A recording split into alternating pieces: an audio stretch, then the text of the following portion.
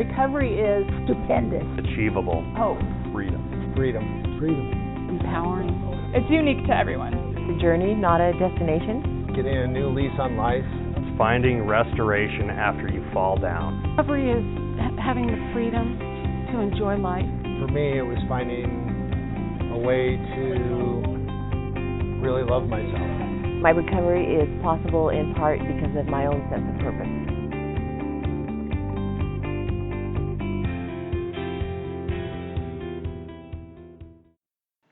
Hello and welcome to Montana's Peer Network Spotlight Series. Thanks so much for tuning in. I have a very special guest today with me for this podcast. I have Rebecca. She is a survivor of domestic abuse and she is also in recovery. And she has something just totally awesome. As soon as I heard about it, I was like, oh my gosh, we got to get her onto a podcast so we can share this with all of our members. Rebecca's story has been made into a play, and it is called More Than Bruises, Stories of Abuse and Healing, based on interviews with our neighbors. And this play is actually showing right now in Bozeman at the Verge. It's been running the 2nd through the 10th, so today we're recording this as the 9th. So you still would have another chance to go see it, but it's also going to show next week here in Livingston, November 15th, 16th, and 17th at the Shane Center. It is free, so another total bonus. So if you are interested in anything you hear today in this podcast and you are in Bozeman or Livingston, definitely go check it out. The play, More Than Bruises, shares stories of women from the Gallatin Valley. The original verbatim play weaves together their stories of abuse and healing into a play that challenges us to truly listen and invites us to come together as a community. The play was created solely from interviews with survivors and aims to provide a space for survivors of domestic violence to share their stories with each other and with the larger community. Co-sponsoring this powerful show is Haven, domestic violence folks. The Verge Theater aim to raise awareness, stimulate dialogue about domestic violence, as well as to foster communities of support, large and small, for victims and survivors. And so, Rebecca, welcome to the podcast. Hi, how are you? I'm good, and I'm actually really excited to have you on because this concept of having plays, having recovery stories made into plays is actually something that I'm very interested in. I wrote a very short one a number of years ago that was turned into a play. And we have a staff member, Andy, who works for a theater company. And so this is something we talk about a lot. And so when Carol brought it up, I was like, oh my gosh, we have to get her on. I want to hear about it. And so you came in just a few days later and agreed, and I was ecstatic. So Thanks for having me. I appreciate it. So. Yeah. It's exciting on a number of fronts. We were kind of talking about this a little bit, and hopefully we can get into this in our conversation. So let's just jump right in with how did you get involved with it your story being made into a play? So my domestic abuse actually took place in Philadelphia, Pennsylvania. I went for help in Philadelphia and I was turned away after a 2-week hospital stay.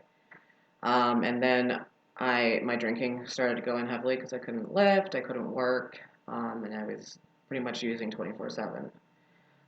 Then I decided to call my mom and dad, who I hadn't spoken to for about 20 years, and asked them if I could come home to Montana. And I came home, left everything in Philadelphia. I came home with two suitcases. And I started counseling with Haven in April of 2017. Okay. And I started working with a counselor there and doing their support groups every Monday night, which is a group of girls and women who have all had different experiences, and we're able to share some of our trials and tribulations. Mm-hmm. And I continued to work with my counselor and still using and drinking, which wasn't very much help. And then I shared my story with her, and then she asked me if I'd be able to be a part of this. And that was in approximately July, and I said yeah. Of this year? Of this year, yeah. Wow. Or June or July of 2017. Last year, yeah. okay. And then I ended up going to treatment in September, so I hadn't followed up on anything. I went to treatment at Rocky Mountain and started dealing some of my issues there with the domestic abuse, and seeing how it was tied to my substance abuse and addiction. And then when I came back and I came into sober living here in Livingston, I was able to, Jessie got a hold of me and she wanted to do an interview. So she came over in December. And so this has been being put together since December. And so this is Jessie Sherman. Yes. And she's the woman who captured the stories and then turned it into a screenplay. Yeah, she interviewed each one of us, and then she's the one that turned it into a screenplay. How many different women are? 7, I believe. Wow. Yeah, so there's 7 of us that share our story. Wow. A big thing for me was, it was difficult definitely to share my story, to relive some of that stuff. But it's so important to know that there is help out there, and if like me being a survivor, which I'm thankful for, I'm able to stand up and maybe help another woman know that if they do reach out, they can get that help. Going through domestic abuse has, shown me, like, I look back now and I was a person with no hope. This is the way my life is going to be, and I had to deal with it, and that's not an option for me now. It's you get almost into a hole and you can't get out of it. So, and you definitely, Haven was a great support, but I believe that I had to address also my substance abuse issue as well, or I wouldn't be able to start healing, because I'm carrying the PTSD still from the actual getting beat up, and that lasted. I mean, I was on so many things to sleep until about 4 months ago, and now I'm completely off all of them because I got an emotional support dog. But yeah, so anyway, it's such a big transition, and I just wish I could share some hope with some of them, because there's so much that's misunderstood about the domestic abuse. Some people think that's just the way that generation is, or that's just the way that person is, and they excuse it away. Exactly, and it's not excusable at all. And it just, a lot of people will almost second guess themselves. Well, maybe I was wrong, or maybe but when you have all your ribs broken and your 2 lungs deflated, and you're in a concussion, that's something that you couldn't help. So right. So what would you? So what's the message there? So you were kind of touching on it. I mean, if we have a listener out there who's going, oh wow, I'm relating to some of this here, Rebecca. What would you say to that individual? I would say to reach out. It's the hardest thing to do is to make that first phone call. I actually called Haven when I was in Philadelphia and set up an appointment with them. So the day I flew into Bozeman, I was going to be meeting with a counselor. Wow. I had no health insurance. I had no job. My parents had no idea I was coming home such a wreck. And when I came home, I got into Haven, and just a little bit of your first support group. You have to be open to understand that other people are in the same situation as you. It's a peer support group. Yep. Right. And when you have that group counseling, that you can be able to start networking and making some friends who understand you sometimes without even saying a word. It's my domestic abuse situation pretty much put me homeless because I couldn't go back to work, and then I started abusing my substances and my drugs because I was so depressed. And now I pretty much left everything I had in Philadelphia to come home and get better. So yeah, I mean, there's definitely hope, and don't give up. And reach out. Yeah, you Sounds have to. Like you have did. to reach out. You reached out and you made that phone call. And if you don't know, like my mom was the first one who made the phone call to Haven. If you don't know how to do it, ask for help. And that's the biggest thing I've had to learn this year is ask for help. Okay.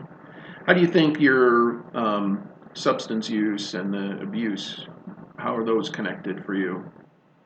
So my substance use started about 20 years ago, when I left Montana in '98.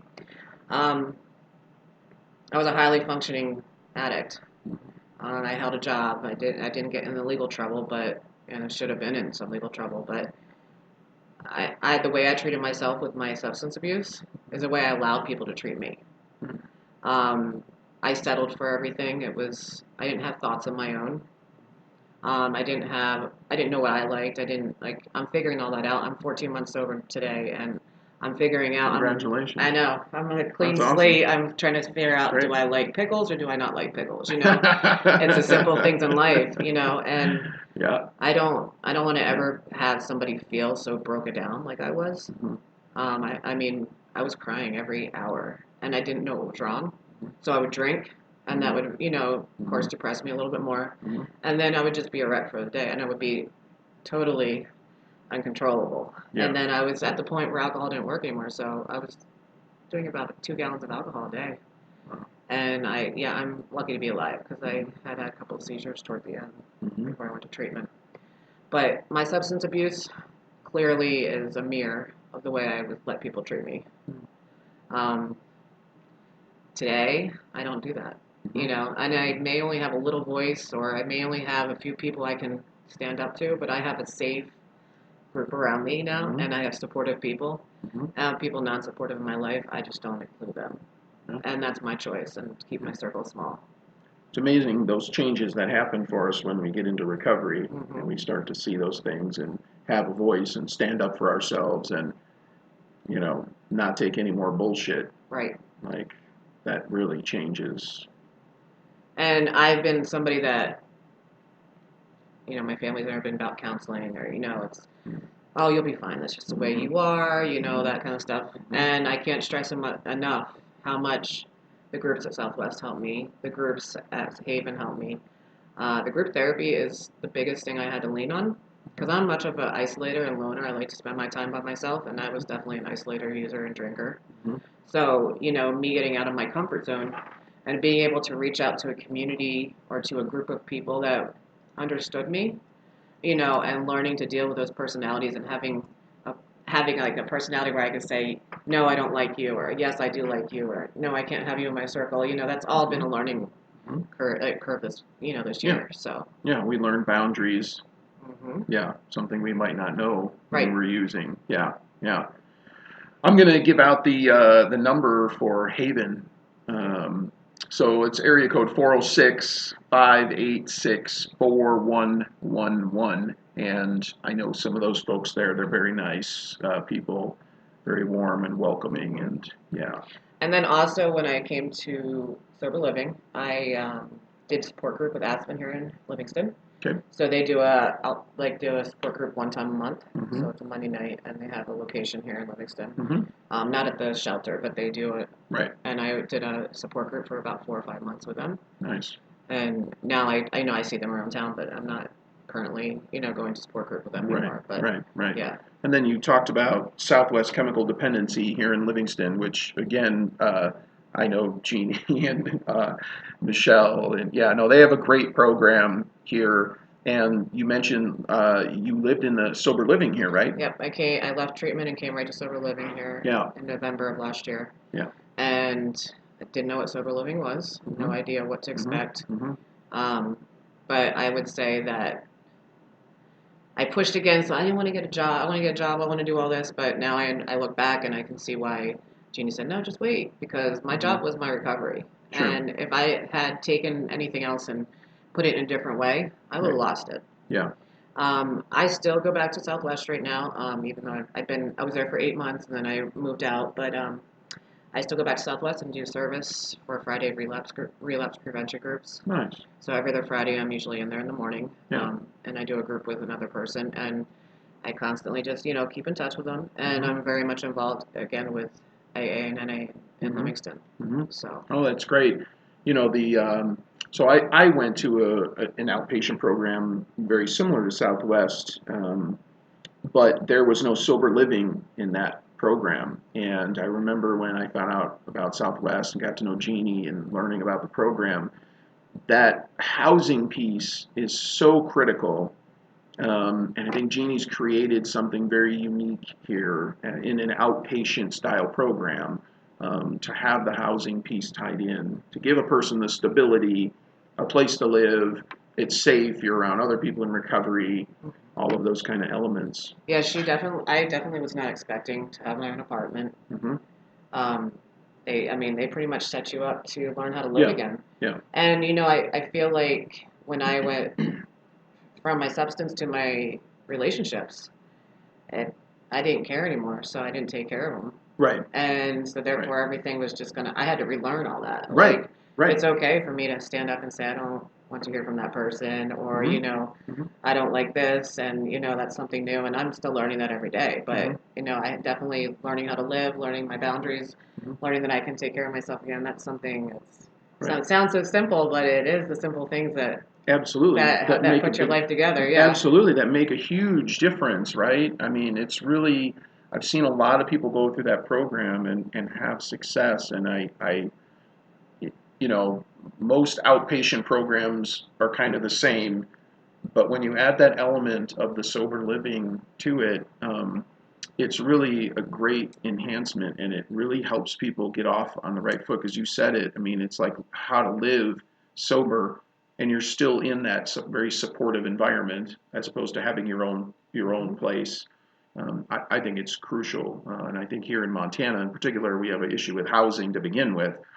So we need more sober living, and facilities need to consider having sober living and to be a part of it, to help people with that. Right. And also it's, I like, with this whole domestic abuse, and, I pretty much uprooted myself from Philadelphia to here. Sometimes you can't do that. Mm-hmm. And you have a lot of ties sometimes to the same people, the same Mm-hmm. friends. Mm-hmm. And sometimes you have to cut all that off just to make sure Right. that you can heal yourself. Because Right. otherwise, I feel like I would have been dead if I hadn't left Philadelphia. That was my other option, was death next. So, And you traveled all the way across the country. yes, I did. Yeah. Yeah, Yeah, that must have been a big transition. How long had you been in Philadelphia? 20 years. Wow. Yeah, I got there when I was 18. I have a 16-year-old son back there still. Mm. So. And what's yeah. your son? Are you connected with him? What's he think about all this? Well, he's now aware of my addiction. I had given him to his dad when things started getting really bad about 7 years ago. Mm-hmm. And, now I'm rebuilding that relationship, but that's Mhm. something else that, thank God he wasn't around when I had the domestic abuse, because it wasn't with his father, but, Okay.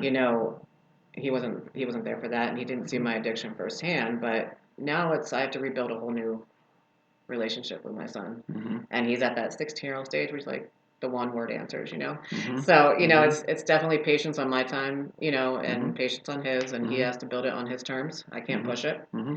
And, that's another thing I've learned through all this is patience is something that you have to really work Oh, with. yes. And I had none of that when I Yeah. was going Yeah. through this. I wanted immediate gratification for Right. everything, immediate fixes. Right. Well, most of us who have substance use issues Yeah. aren't very good at patience. No.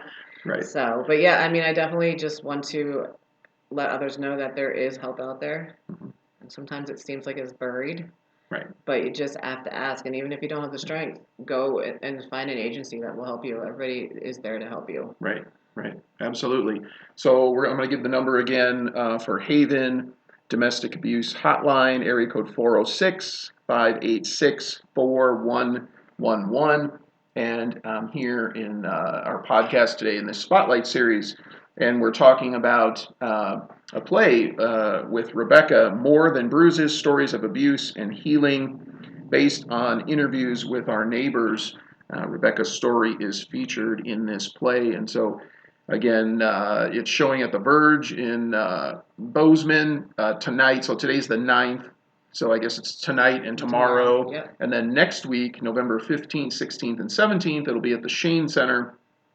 These showings are free. Mm-hmm. You just have to go online and reserve a GA. That's awesome. Like, that's really super cool.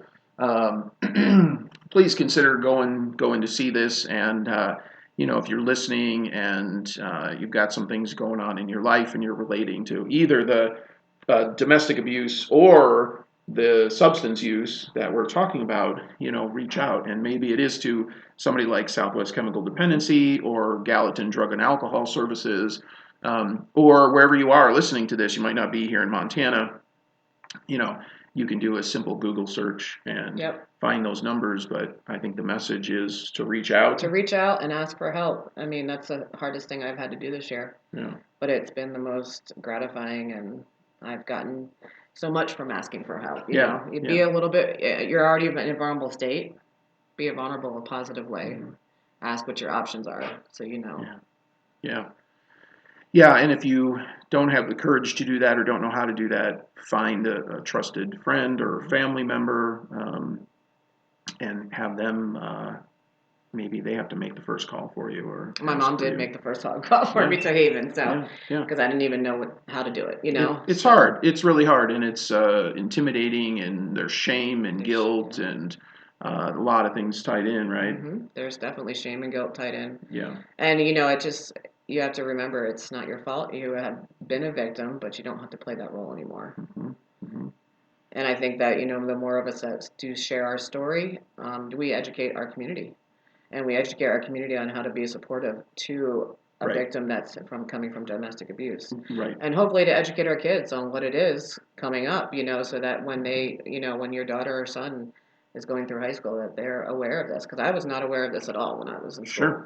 Sure. Well, it's hardly talked about. I mean, I think in our society, whether it's, domestic abuse, substance use, mental illness, thoughts of suicide, any of these things, society really shuns people away. I mean, we all feel bad when these things happen, but in my experience, there's still a lot of discrimination that happens, and people create excuses, and there's a lot of blaming, and we really have to change this. And when we put on place, this is how we change it. Mm-hmm. We send a message to different age groups. And, it's just another thing that really has stuck with me all year is all these organizations that I have worked with, they have so much compassion. And they are not going to judge you when you come in. They're there to help. Yeah. So, I know I went into it and saying, oh, my goodness, they're going to look at me like I'm stupid. They're going to tell me I'm wrong. And they have so much compassion, and they're willing to help and willing to listen. Right. And many of the people have been through your same situation. So they're peers. They're, so they get it. And I think that's so critical. I mean, Montana's Peer Network, we're all about peer support. And so I think that's really important. And I've heard it in your story, getting into that peer group and being around other people who've experienced the same thing. It helps to, I know for me, it helped me to kind of, number one, normalize, not that what I was experiencing was normal, but normalize it like I'm not the only person who's experiencing this. I'm in a room. I felt that way too. Did you feel that way? Yeah, I felt that way because I would actually be able to say, okay, well, this is my situation, this is their situation. Mm-hmm. I can have empathy. I can learn that to have that for somebody else. Mm-hmm. And that's making me grow, and then also understanding that I can be a support to them even though I'm a bit broken, Right. And that, they can be support to me even though they're not, perfect either. And that's the whole thing is we can be support to each other. And I fall back on a lot right now, even though I'm not in Southwest, I fall back on a lot of my Southwest class group. Sure. And they're still in Livingston, and I fall back on them for support sometimes, Sure. And I still go in and see my peer support, Michelle, and, she's, I see her once a week. I stop in to make sure that I'm doing all good, Yeah, Michelle's great, isn't she? She is. She's awesome. Do a shout out for Michelle. Yeah. She's a great peer supporter, doing really good work. You should be really proud of yourself. Yes, she should. She's awesome. Yeah, absolutely. Yeah, keep it up.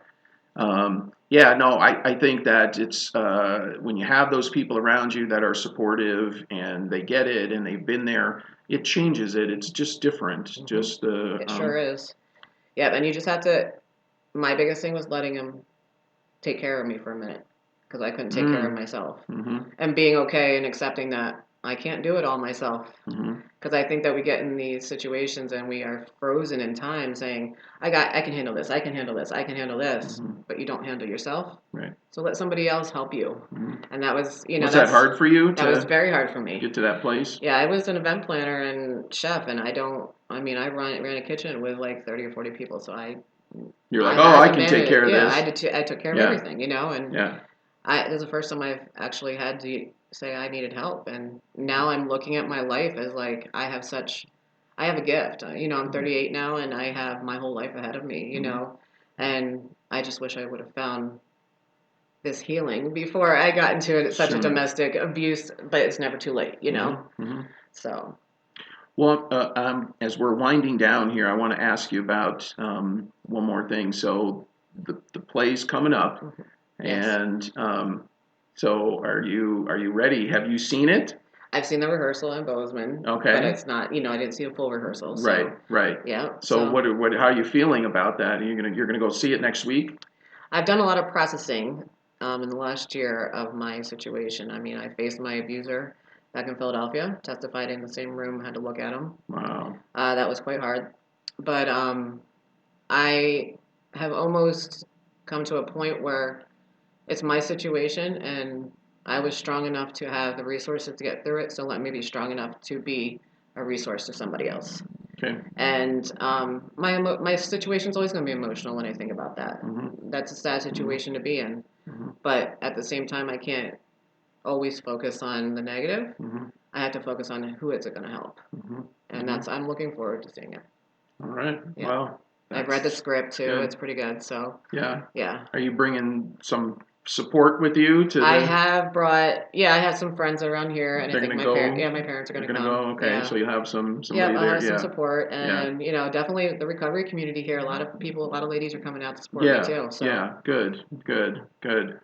Yeah. No, I could see it being, very emotional. I mean, I know when my my play wasn't personal, it wasn't my story, but it was hard to watch it. I saw it. I went to see it twice, and it was easier the second time. The first time it was like I'm going to go multiple nights. Yeah, I'm definitely going multiple nights. So you can enjoy it. Enjoy it too. Right, because the first time I know I was pretty keyed up. I was like, Then the second time I could relax a little more and just. And I faced a lot when I had to go back to Philadelphia and face him. That when the DA flew me back. The courage that took. I don't know how I did it. Yeah, I took my mother with me, and she was with me 24/7. But I went back and I testified against him, and that's something that was hard, but it needed to be done, and that was like closure for me. So. Wow. Well, it's really amazing, and as we wind down here, the play is called More Than Bruises, Stories of Abuse and Healing, based on interviews with our neighbors. More Than Bruises shares the stories of women from the Gallatin Valley. The original verbatim play weaves together their stories of abuse and healing into a play that challenges us to truly listen, invites us to come together as a community. It sounds wonderful. I'm thrilled that this is happening again. This is November 9th and 10th in Bozeman at the Verge, November 15th, 16th, and 17th at the Shane Center, and it's free, folks. So, if you're listening, get out there and go check it out.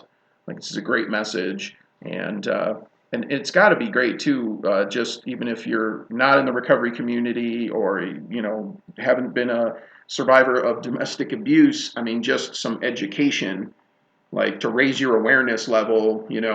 Right, definitely raise your awareness and, get involved with some of the stuff that does support our domestic abuse survivors. Haven has a lot of stuff going on just from just groups, but they have like a 5K, Right, fundraisers, be tied in, and that's exactly. This is something that is going to unfortunately always happen in this world, but it's education and support and growing these support organizations that we can reach out to. Right, in our communities and how we can support them. And so, if you're touched by this, please get involved, donate money. That would be great. So, Rebecca, I want to say thank you for the podcast. I mean, this has been great, and thanks for opening up. And bigger thank you for sharing your story and allowing it to be in a play. because that takes a lot of courage. It does. Not everybody wants to do their story. It does, and I publicly. didn't realize. I did the interview, and I didn't think anything was going to come of it. Yeah. And then I got a call in February when I was back there saying she had finished a script. And then so it's been a process, But yeah, I'm definitely very, very excited. Yeah. Well, that's great, and thank you so much, and thank you to our listeners for tuning in. This has been a Spotlight series from Montana's Peer Network podcast. Please check us out, whether you're on iTunes there or SoundCloud. Click on our other podcasts and check them out. And if you're listening and you have something going on like this, as exciting as a play, or maybe it's a new program, send us a line, jim@mtpeernetwork.org. We'd love to have you on to talk about what you're doing in your community. The Spotlight series is made for people like Rebecca who are making a difference and really standing above the rest of the recovery community crowd, doing something really very impressive, and encourage you to go see it. So, Rebecca, thank you again. No problem. Thanks for having me. And thanks for all of you for tuning in. We'll listen in next time.